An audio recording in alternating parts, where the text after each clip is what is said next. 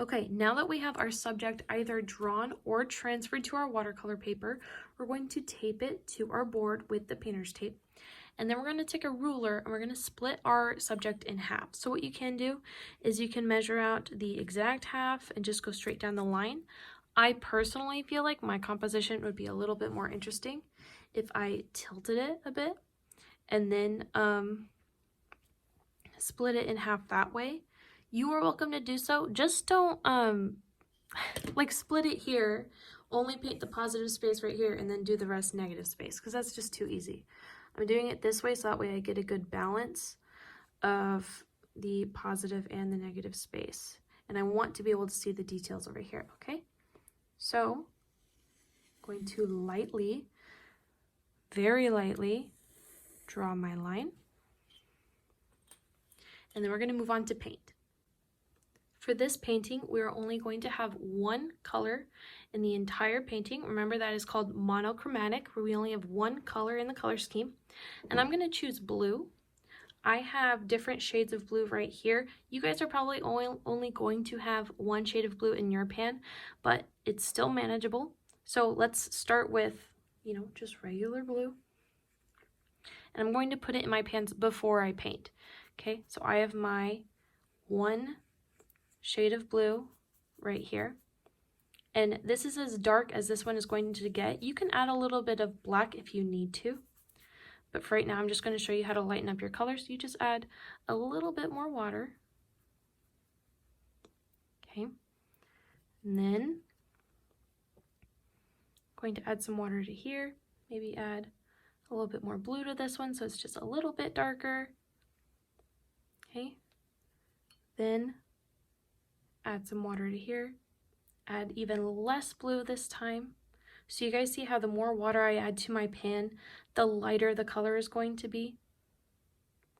And then I could do this one last time over here, and I can add even more water for a very, very light shade of blue. So just right here, I have dark blue all the way up to light blue, and I can just take from my pan instead of taking from the watercolors. I'm going to start painting one side of my drawing with the positive space only. So just as if you were going to do it as realistically as possible, only on one side. Working with watercolor is a great way to practice positive and negative space because this medium makes you be aware of the white on the page. With watercolor, if something in your picture needs to be white, you need to just leave it white. And even as my leaves get darker, you'll see that I leave some areas white just to sort of give it that glossy rose look. Working slow and being mindful of the highlights in your picture is going to be really, really good practice. As you continue to work, you're going to gradually keep adding darker and darker paints. Just like you guys have done with the oil pastels, you're going to be mindful of your shading, paying attention to shadows and highlights. We're only working in one color for this painting, so I'm really challenging you to look at the values of that color and see how light or dark it is in different areas.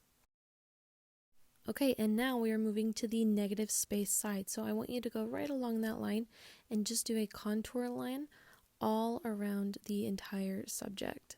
So you can see I have this leaf in the way, so I'm going to paint around it. Once you've painted absolutely everything around the subject, you're going to fill in the background so we can illustrate the negative space.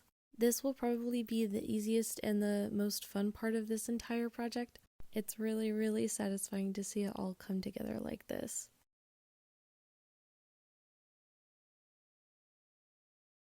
Once you're done with that step, you might notice that you have sort of a dark outline around your subject, and so you're going to go back with water a little bit, and we're going to do the wet on wet technique. Only go over the parts that you want to be blue with a wet brush, and then go back and pull the color into the rest of the painting. You'll see me do that here a few more times. Again, we're just using the wet on wet technique.